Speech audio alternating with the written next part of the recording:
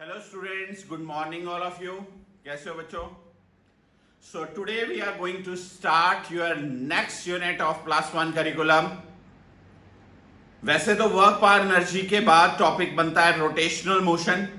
Mechanics का बहुत ही बढ़िया टॉपिक है.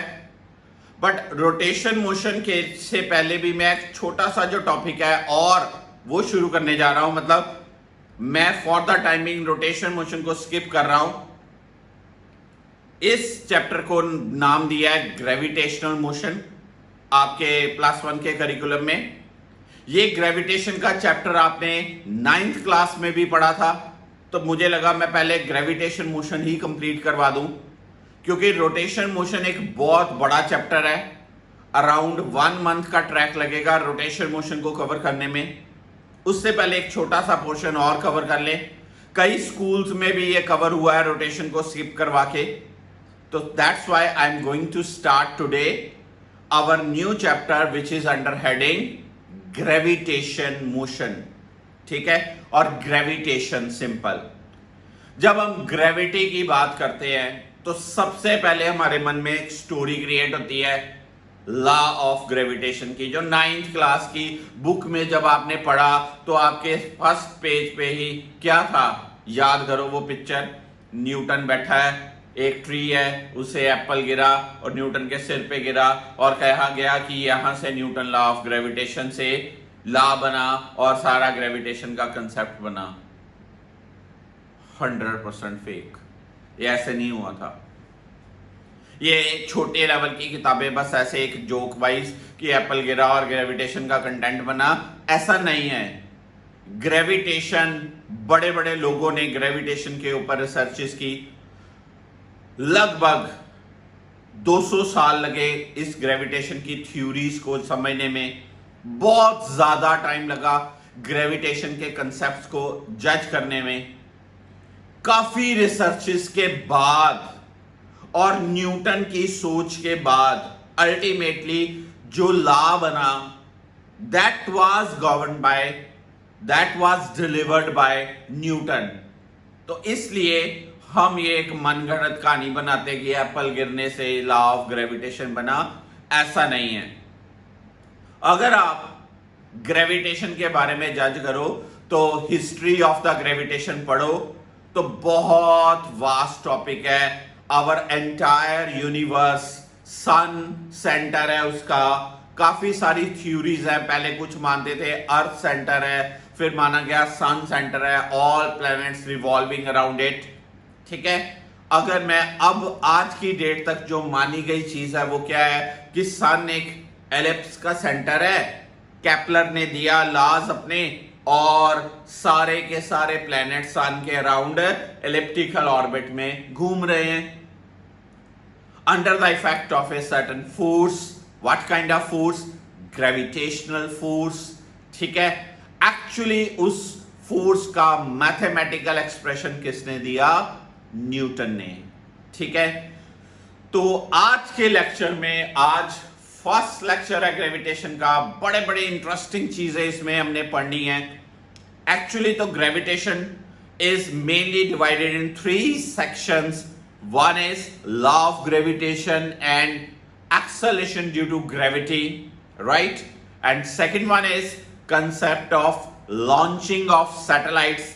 सैटेलाइट जब लॉन्च करते हैं, अभी आपने ये थोड़े देर पहले मूवी देखी मिशन, जो मार्स मिशन, ठीक है, वो क्या था? Launching of satellite. उसमें दिखाया गया कैसे लॉन्च करते हैं, राइट? तो लॉन्चिंग के बारे में बहुत सारे कंसेप्ट्स हैं सैटेलाइट के. Then third one is about binding energy, earth का gravitational field, gravitation potential energy, ये सारी बातें हमने पढ़नी है.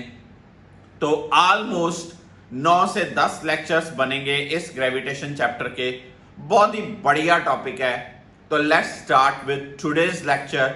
आज मैं आपको सिर्फ first main introductory lecture deliver करने जा रहा हूं, जो कि है, आपने पढ़ा हुआ है, हर किसी बच्चे को आता है, न्यूटन्स लॉ ऑफ ग्रेविटेशन. पर आज मैं इस लॉ के साथ रिलेटेड आपकी नॉलेज को एनहांस करने जा रहा हूं, जो आपने 9th में पढ़ा है, आप देखोगे कुछ भी नहीं पढ़ा। तो आज हम उसी लॉ को और इस +1 के लेवल के अकॉर्डिंगली असेस करते हैं, राइट। तो आइए स्टार्ट करते हैं आज का lecture. Our name of the chapter is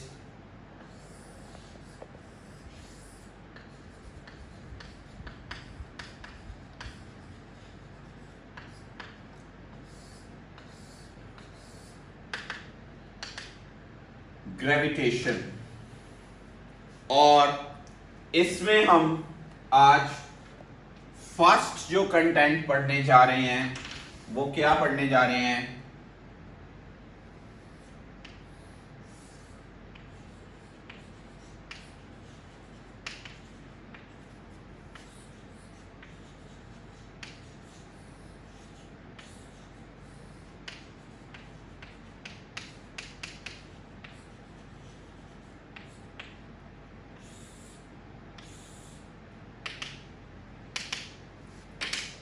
Newton's law of gravitation.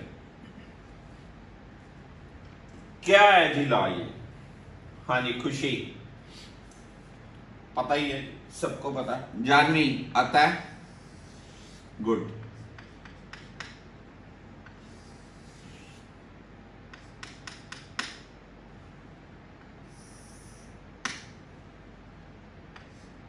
जी गुनीत, क्या है ये लॉ? आईसीएसई के बच्चों को तो बड़े अच्छे से आता ही होगा भाई, कुछ बुक्स में बड़ी चीजें रटी होती हैं आपकी। दो masses m1 m2 a and b नाम दिया, इनके सेंटर्स के बीच डिस्टेंस है r।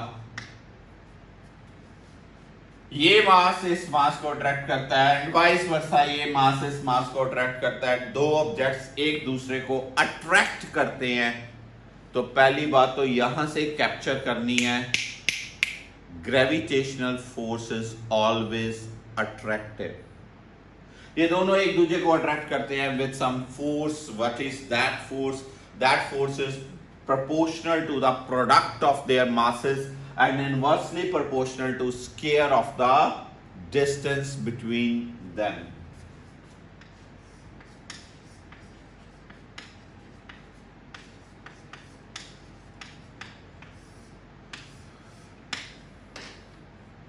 दोनों चीजों को क्लब करेंगे।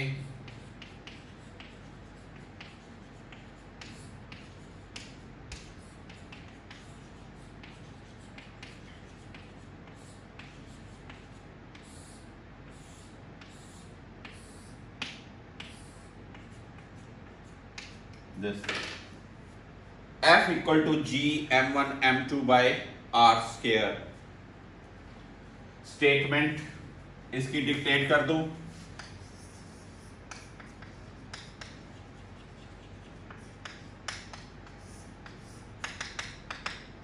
लिखिए, according to this law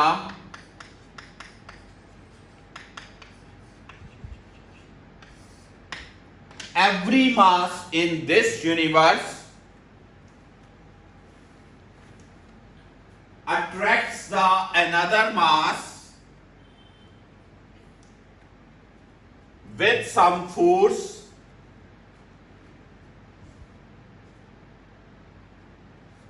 which is directly proportional to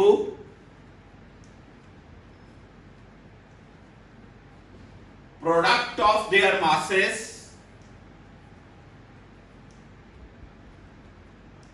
and inversely proportional to square of the distance between them.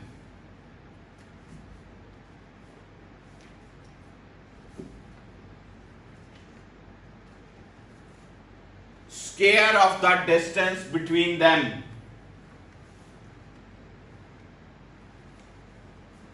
लिख ली, फिर रिपीट कर रहा हूं। According to this law, every mass in this universe attracts another mass with some force which is directly proportional to the product of their masses and inversely proportional to square of the distance between them.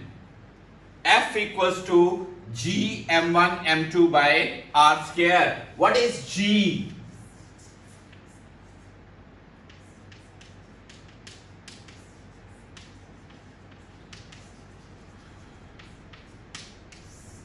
कई बार बच्चों से पूछता हूं मैं what is जी, तो वो कहते हैं ये कांस्टेंट है। ये कांस्टेंट नहीं बोलना है, इसके लिए स्पेसिफाइड बोलना है, यूनिवर्सल ग्रेविटेशनल कांस्टेंट या यूनिवर्सल कांस्टेंट। पूरे ब्रह्मांड में जहां मर्जी चले जाओ, अर्थ पे, स्पेस में, मून पे, सन पे, माउंटेन में, अंडर वाटर, इन ए माइन, हर जगह जी की वैल्यू कांस्टेंट रहती है। कैवेंडिश ने एक्सपेरिमेंटली जी की वैल्यू फाइंड आउट की थी और उसने कहा था ये एक यूनिवर्सल कांस्टेंट है, ये चेंज नहीं होगा with medium, with location of the masses. Okay. What is the value?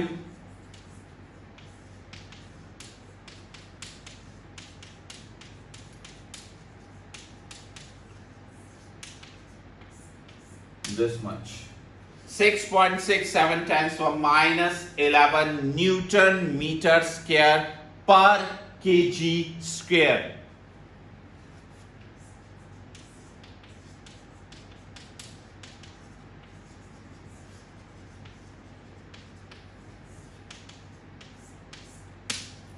ये इसकी सीजीएस में वैल्यू होती है, इसकी डायमेंशंस होती हैं।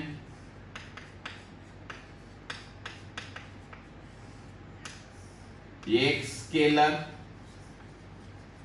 कांस्टेंट है,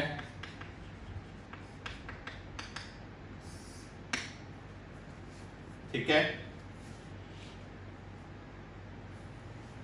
अब कुछ बातें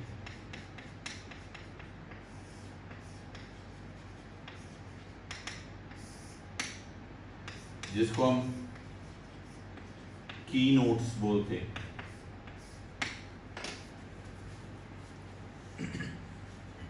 सबसे पहली बात,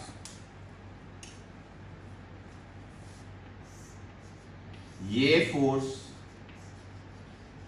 सेंट्रल फोर्स है। क्या होती है central force? Which acts along the line joining the centers of two objects. मतलब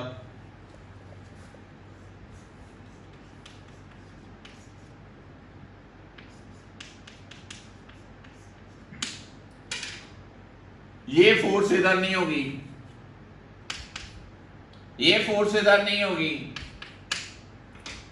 इधर होगी, इधर होगी, इधर इधर। कौन सी फोर्स है ये?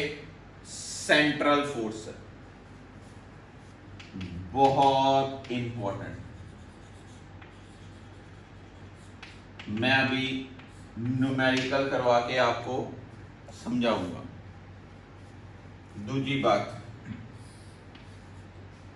It is independent of medium between masses. दो मासेस एयर में है, पानी में है, जहां मर्जी, बहुत जहां मर्जी मासेस को ले जाओ, ये फोर्स सेम रहती है, क्योंकि ये फैक्टर रिस्पॉन्सिबल। थर्ड थिंग,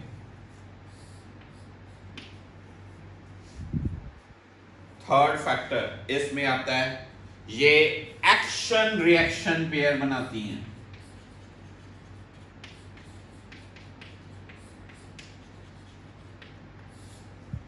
मतलब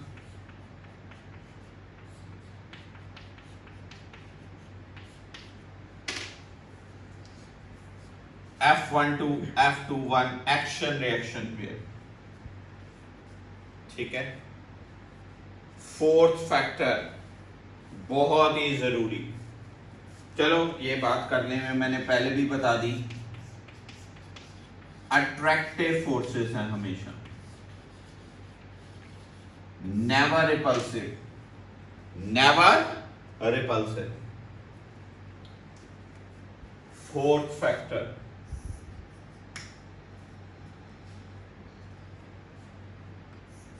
valid for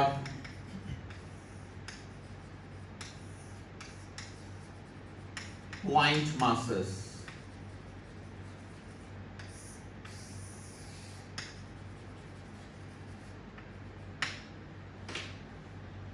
अब जब पॉइंट मासेस की बात आती है कि कौन से होते हैं पॉइंट मासेस, अर्थ ह्यूज साइज, सन उससे भी बड़ा, क्या ये पॉइंट मासेस है? क्या जी हर्ष पॉइंट मासेस है? नहीं कहता, नहीं ये तो पॉइंट मासेस नहीं। अर्थ और सन का साइज, उनके बीच के गैप के विद रिस्पेक्ट टू बहुत कम है, साइज बहुत कम है with respect to the gap between them. दो चीजें बहुत बड़ी साइज की, चाहे अर्थ मून, मैं कहता हूं अर्थ ने मून को खींच के रखा हुआ है with the force, gravitational force. Earth बहुत बड़ी है, मून बहुत बड़ा है, पर इनके बीच जो गैप है वो बहुत ज्यादा है, इसलिए अर्थ और मून एक दूसरे के with respect two point masses है। तो ये लॉ हम उन पे अप्लाई कर सकते हैं। मान लो आप कहते हो कि मेरे पास एक ह्यूज बिल्डिंग है और इधर भी एक ह्यूज बिल्डिंग है, इनके ऊपर लॉ ऑफ ग्रेविटेशन लगाओ। No, we can't apply. ये ह्यूज बिल्डिंग पॉइंट मास नहीं है। अगर ये एक ह्यूज बिल्डिंग है और दूसरी मिलियंस ऑफ किलोमीटर्स हो दूर, yes we can apply the law. इसका मतलब ये लॉ जब हम न्यूमेरिकल्स करेंगे, ये mass of 2 kg, 1 kg, 3 kg, इनके ऊपर फोर्स लगाओ तो we will apply because those are treated to be a point masses. पर अगर आपके पास प्रैक्टिकली एक बहुत बड़ा ब्लॉक है, एक आपका वो एक बहुत बड़ा पहाड़ है और दूसरा एक माउंटेन और है पास में, इनके ऊपर लॉ ऑफ ग्रेविटेशन लगाओ। No, we can't apply, this is only applicable for point masses. अगर आपसे कोई पॉइंट मास पूछता है तो आपने क्या आंसर देना है कि the masses are treated to be point masses if the separation between them is very large with respect to the sizes of the masses, then those are treated to be point masses. पता चली बात? Okay.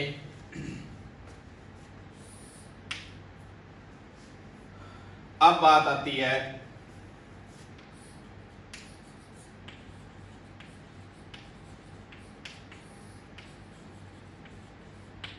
ये force जो है वो weakest force of nature है, weakest force of nature.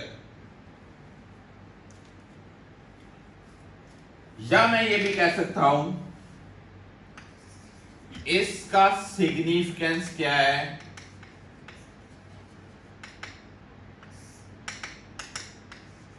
Signification of this law क्या है, it is important for heavy objects।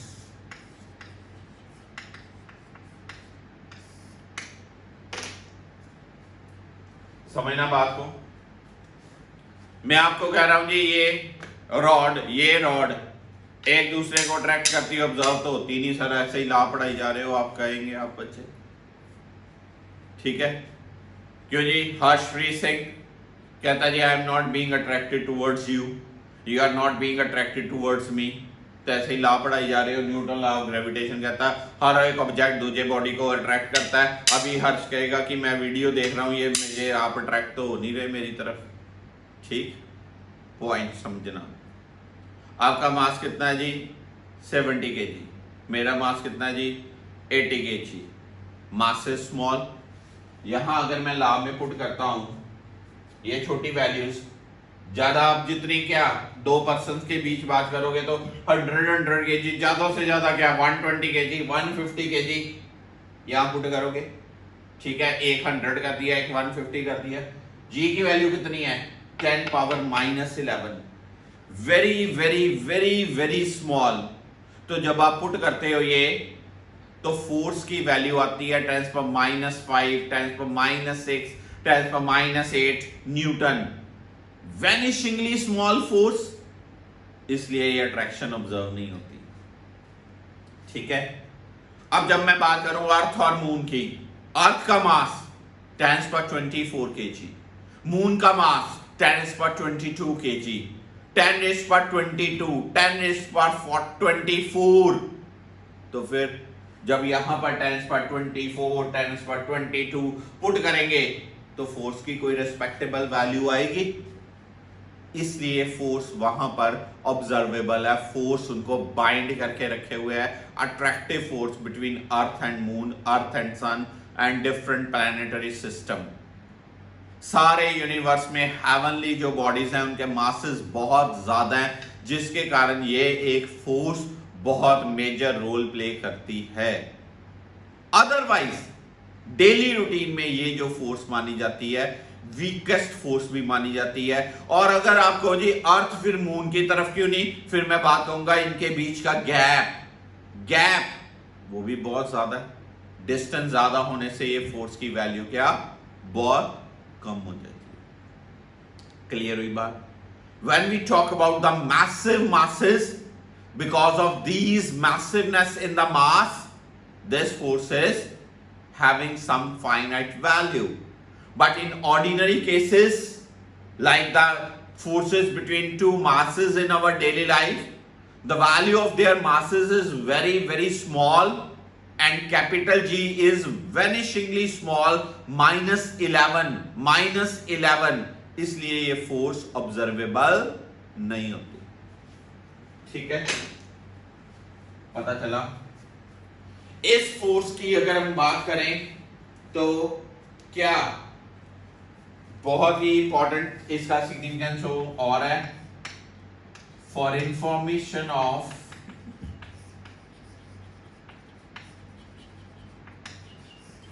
Tide formation.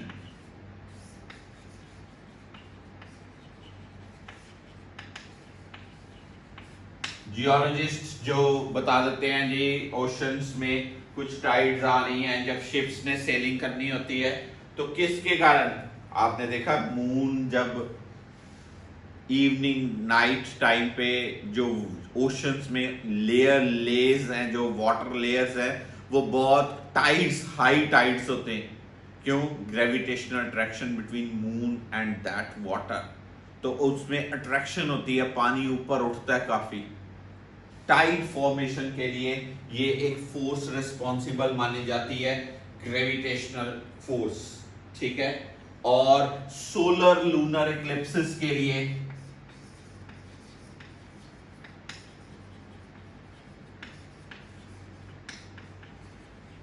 ये फोर्स इंपॉर्टेंट फोर्स मानी जाती है, ग्रेविटेशनल फोर्स।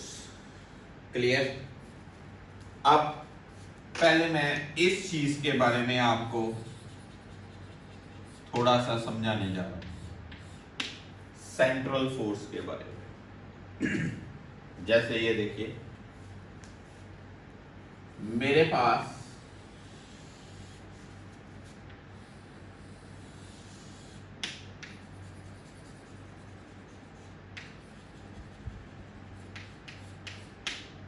बहुत ज्यादा बार क्वेश्चन आया हुआ है कॉम्पिटिटिव पेपर्स में।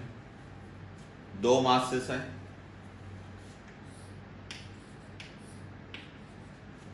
To masses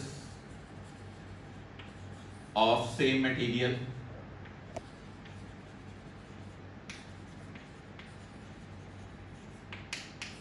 and size touching each other,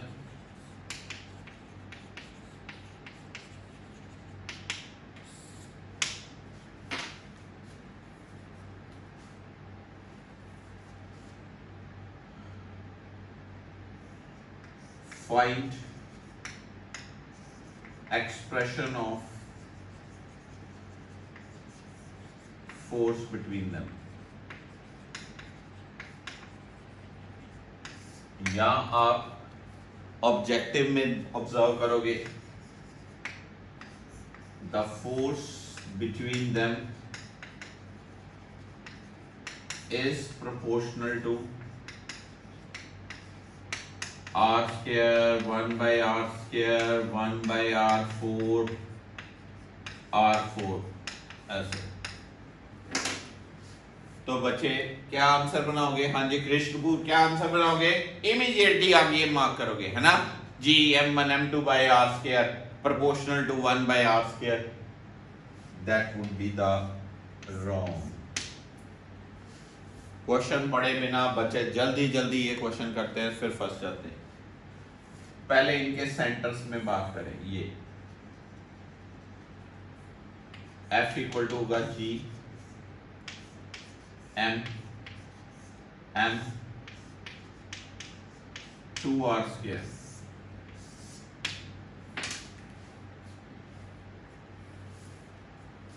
मास को मैं लिखने लगा हूं volume into density.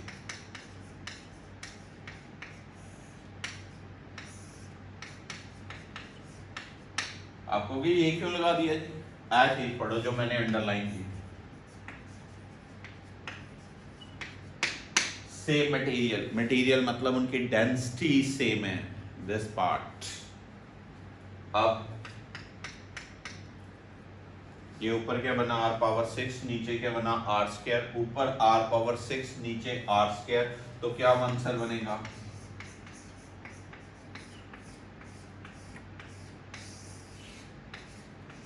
Force is proportional to r power 4। बहुत ही इंपॉर्टेंट बात। और ये किस पे? सेंटर्स के बीच सेंट्रल फोर्स। समझे बात? अभी मैं एक चीज और आपको बताता हूं सेंट्रल फोर्स के लिए, बड़ा अच्छा जेईई का पेपर का क्वेश्चन। ये क्वेश्चन काफी सारे एंट्रेंस टेस्ट में आया हुआ है। When you will observe your textbook, आपको कंसेप्चुअल क्वेश्चन में मिल जाएगा ये, ठीक है? तो आइए एक क्वेश्चन और सिखाता हूं, बड़ा बढ़िया क्वेश्चन बनाया मैंने। मान लीजिए मेरे पास एक ब्लॉक है,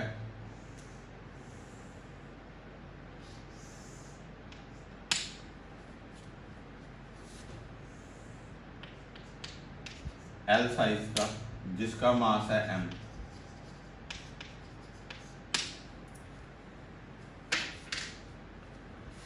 मेरे पास दूसरा ब्लॉक है,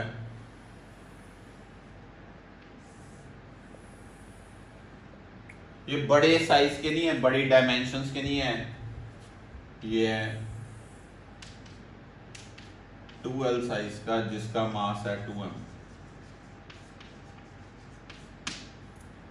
कहता है इसमें ग्रेविटेशनल फोर्स का एक्सप्रेशन दो। जेईई के पेपर का क्वेश्चन था ये।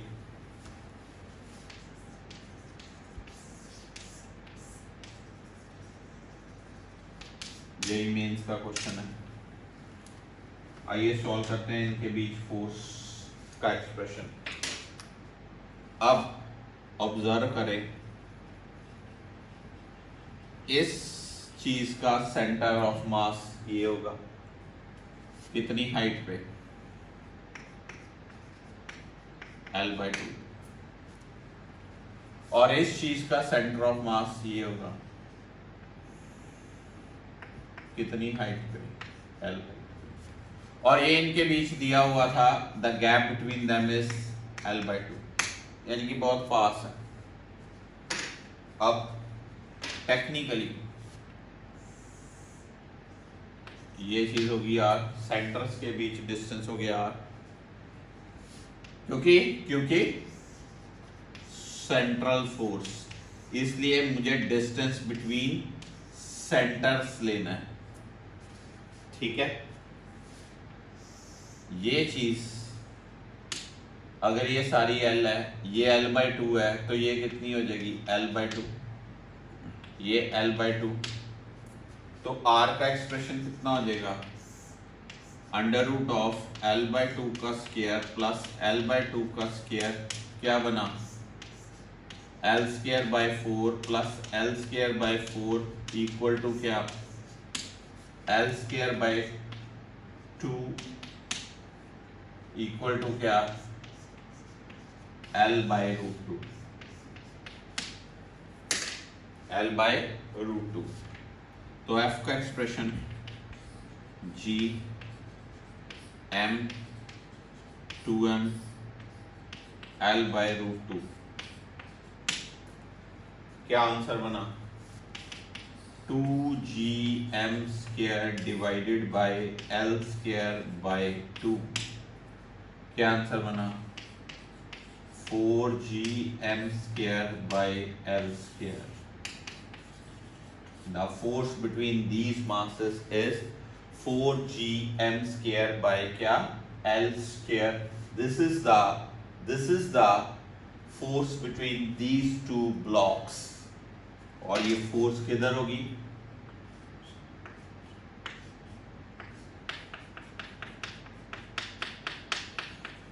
between their centers।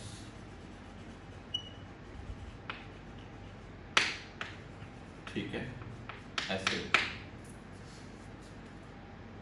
राइट। इसका एक बढ़िया सा मजेदार पार्ट कराऊंगा। एक ये पूछा जाएगा कि what will be the normal reaction, what would be the normal reactions on the blocks by the surface, what would be the normal reaction on the blocks by the surface।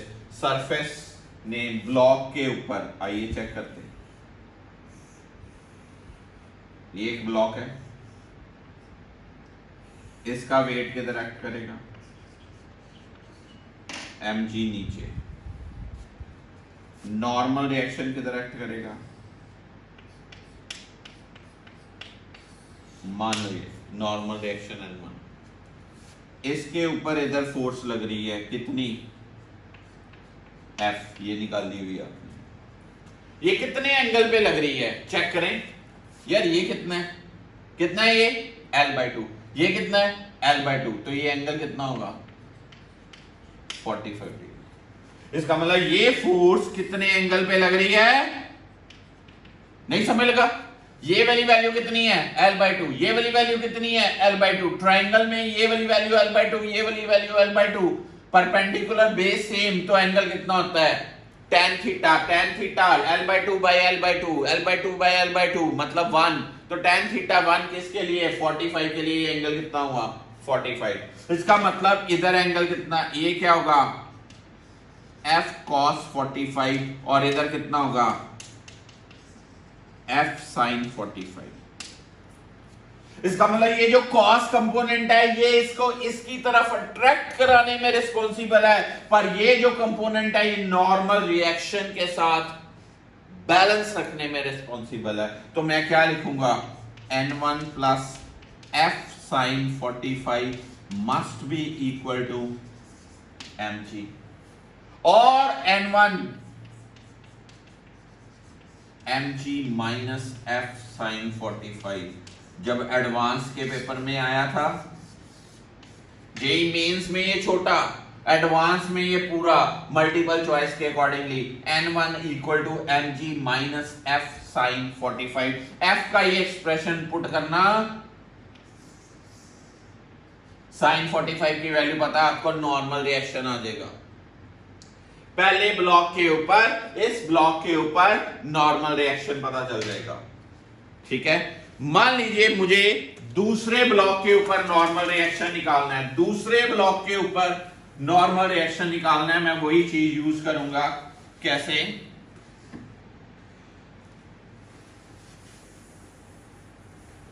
ये देखिए,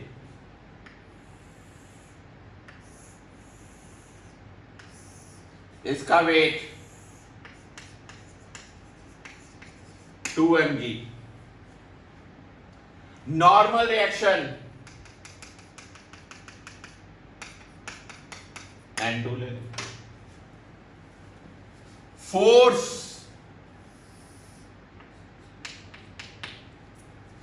कितना angle, क्योंकि अगर ये angle 45 है तो इधर भी एंगल 45 होगा, अगर ये एंगल 45 है तो ये एंगल भी 45 होगा। ये क्या बनेगा, F cos 45, और ये क्या बनेगा, F sin 45। तो फिर क्या चीज N2 would be equal to 2 mg plus F sin 45। F आपने ये पुट की हुई है, तो क्या आ जाएगा N2 का एक्सप्रेशन।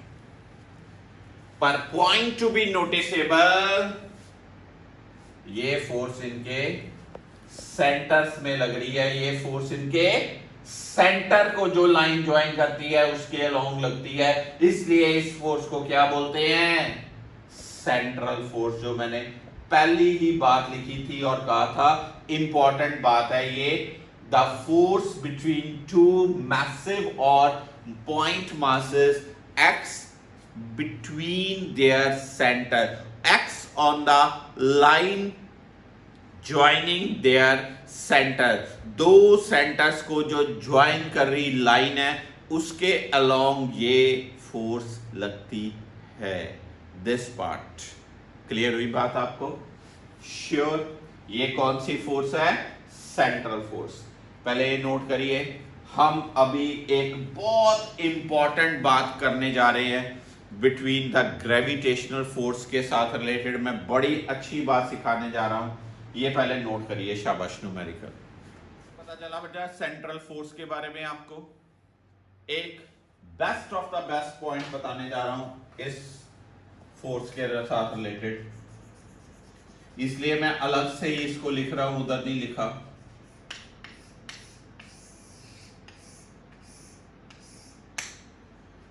Gravitational force obeys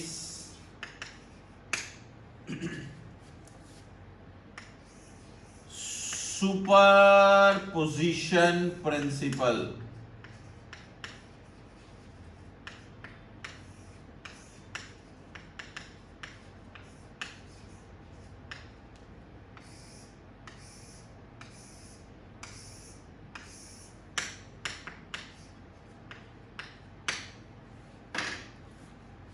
बहुत बढ़िया बात है, सुपरपोजिशन प्रिंसिपल ये ओबे करता है। कहते ये प्रिंसिपल क्या होता है, क्यों जी कृति क्या होता है, नहीं पता। According to this principal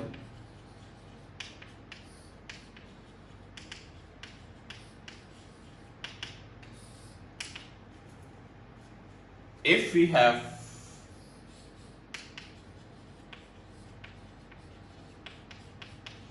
number of masses in a region,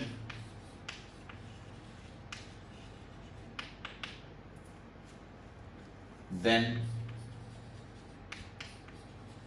the net force on any single mass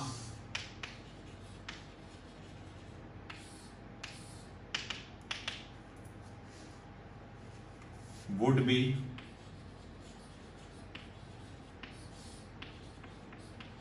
vector sum of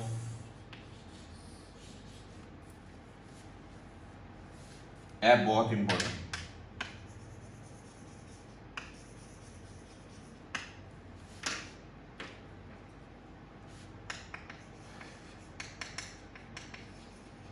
individual forces बहुत ही इंपॉर्टेंट बात है, पहले स्टेटमेंट को जज करिए, समझाने लगा हूं एक बार। स्टेटमेंट ऑब्जर्व करिए।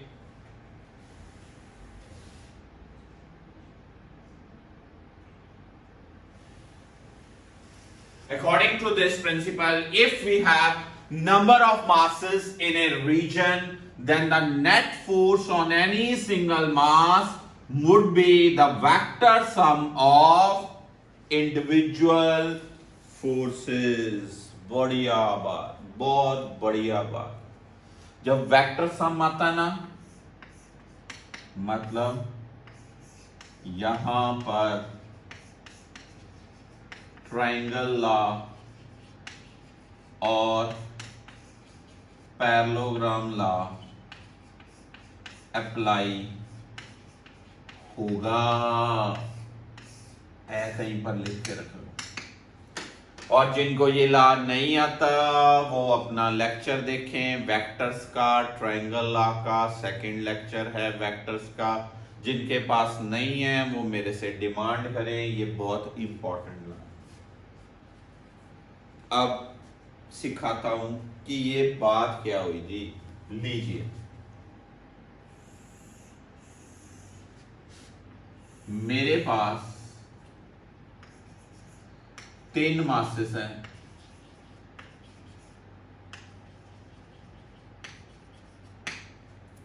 M M M at the corners of an equilateral triangle, R R R। मैं कहता हूं find the force on any single mass due to other two. वही बात हुई, इस पे आप फोर्स निकालना चाहते। अब इस मास पे इसने अट्रैक्शन लगानी, इस मास पे इसने भी अट्रैक्शन लगानी।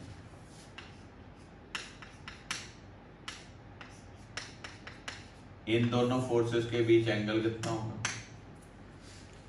60 डिग्री, क्योंकि इक्विलेटरल ट्रायंगल। F1 का एक्सप्रेशन, F2 का एक्सप्रेशन, इनमें एंगल, तो लॉ लगाएं। क्या लॉ लगाता है?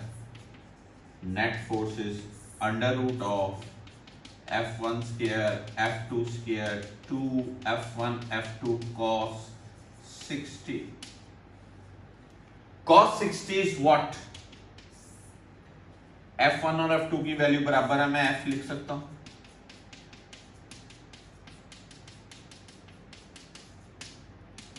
cos 60 is 1/2, कट गया। f square plus F square plus F square क्या बना? 3f स्क्वायर, मतलब क्या? √3f। आंसर क्या आएगा? GMM/r square. दिस पॉइंट पता चला? पक्का? मान लीजिए क्वेश्चन और से करता हूं।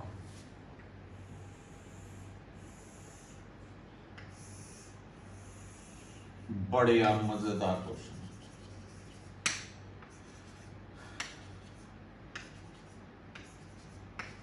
स्क्वायर के कॉर्नर्स पे 4 मासेस। मैं कहता हूं find the force on any single corner. इस पे ले लें, इसकी फोर्स होगी F1, इसकी फोर्स होगी F2 और इसकी फोर्स भी होगी कितनी? F3। F1 GMM/r square, F2 GMM/r square. इन दोनों में एंगल कितना नजर आ रहा है? 90 डिग्री। F3 GMM/√2r का square, this is √2r, r √2r। अब अगर पहले इनको सॉल्व कर लें, इनकी रिजल्टेंट क्या होगी? √ Of F1 square plus F2 square plus 2F1 F2 cos 90। cos 90 is what? 0।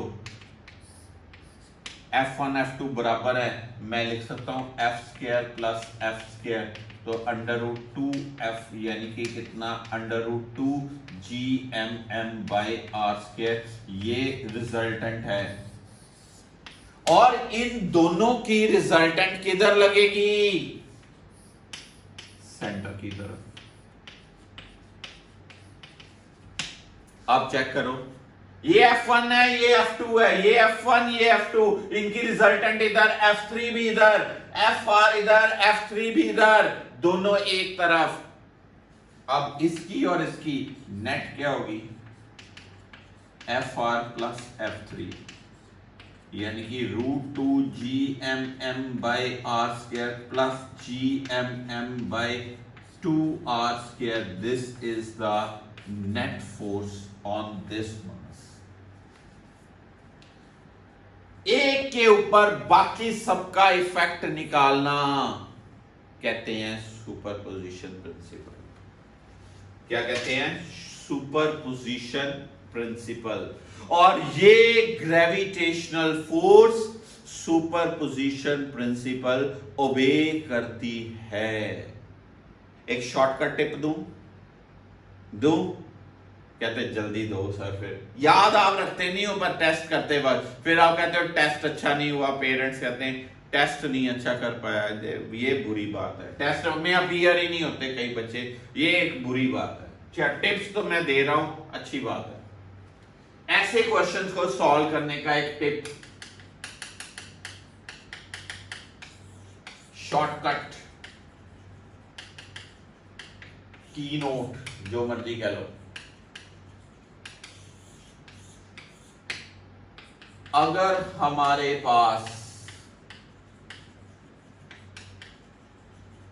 दो फोर्सेस हों इक्वल, दो फोर्सेस क्या हो? इक्वल। आपको मेरे पे इधर फोर्स लग रही है F1, मेरे पे इधर फोर्स लग रही है F2, ये दोनों फोर्सेस बराबर हैं, बराबर। कौन सी फोर्सेस? यानी कि F1 F है, F2 भी F है, ठीक है। अब टिप सुनो, अगर इनमें एंगल थीटा 0 हो, थीटा 180 हो, थीटा 90 हो, थीटा 60 हो, थीटा 120 हो, तो कभी न्यूमेरिकल सॉल्व नहीं करना। मेरा ये टिप फॉलो कर लेना। क्या टिप है जी? अगर एंगल 0 हो तो नेट फोर्स 2F होती जे, नेट फोर्स 0 होती जे, नेट फोर्स रूट 2F होती जे, नेट फोर्स रूट 3F होती जे, नेट फोर्स F होती है। बच्चे कहते हैं कि आपको याद कैसे रहता है? ये तो भाई इंटरेस्ट की बात है, फिजिक्स में इंटरेस्ट है तो ये याद रहेगा। Net force 2F, net force 0, net force root 2F, net force under root 3F, net force क्या? F। आइए अभी आपके पास दो एग्जांपल्स हैं, ये देखिए, ये F1 है, ये F2 है, ये दोनों बराबर हैं, एंगल कितना? 60। मैं कभी आंसर है तो मैं आपके लिए निकाला ये, मैं कभी ना निकालूं, बराबर एंगल 60, बराबर angle 60, root 3 answer. This part आया, एंगल 60 के लिए रूट 3।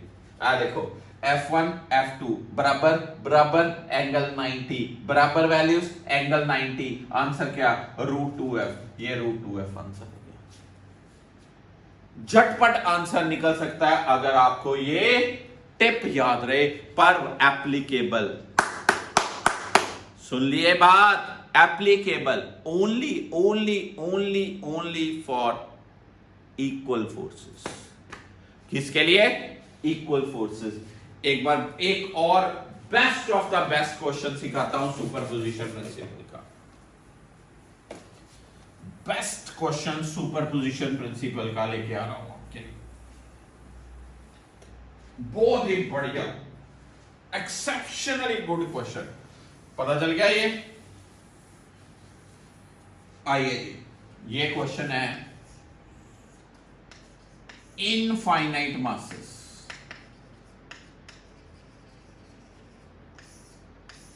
मतलब समझ लो, श्योर शॉट आपने ये याद रखना भाई, पक्का 100%। हर बच्चे को ये क्वेश्चन आना चाहिए।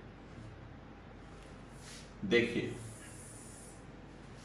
यहां पर मास है m0, यहां पर मास है m, यहां पर मास है m, यहां पर मास है m, यहां पर मास है m and so on. Dot पड़े होते हैं तो मतलब इनफाइनाइट। ये है 1 मीटर पे, ये है 2 मीटर पे, ये है 4 मीटर पे, ये है 8 मीटर पे एंड सो ऑन। ये है origin.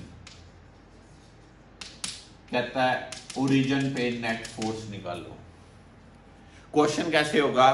Infinite masses each of value m are placed at x equal to 1, 2, 4, 8 and so on. If a mass m0 is placed at origin, find the net force on the mass m0. ये question अब सुनो। इसने इसको खींचना है, इसने खींचना है, इसने खींचना है, इसने खींचना है, सारी फोर्सेस इधर। G M M naught by 1 square, G M M naught by 2 square, G M M naught by 4 square and so on up to infinity. G M M naught common ले लें, 1 plus 1 by 4 plus 1 by 16 and so on up to क्या। जब infinity की बात आती है तो पिछले पोर्शन में भी बताया था कौन सी सीरीज, मैथ्स के स्टूडेंट्स ने पढ़ ली जीपी सीरीज। इसका सम क्या होता है? a over 1 minus r, a first term, r ratio, ratio क्या? Second by first, third by second, fourth by third. ये क्या बना? 3 बाय 4 यानी कि 4 बाय 3। ठीक है, तो क्या G M M naught into what, this thing. तो आंसर कितना आया इसका? 4 by 3 G M M not.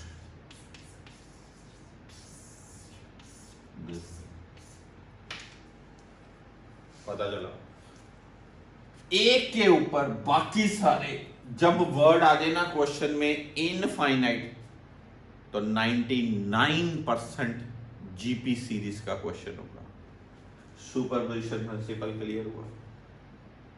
पक्की बात है।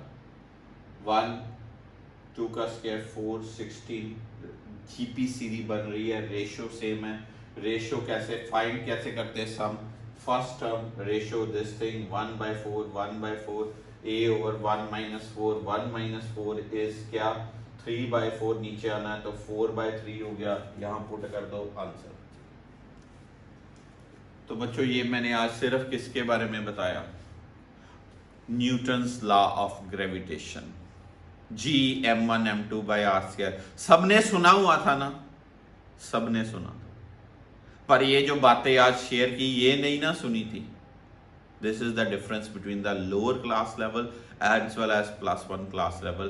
तो ये बातों के ऊपर अभी क्वेश्चन बड़े बनते जे, बड़े ही question Newton law of gravitation के ऊपर बड़े अच्छे अच्छे क्वेश्चन है मेरे पास।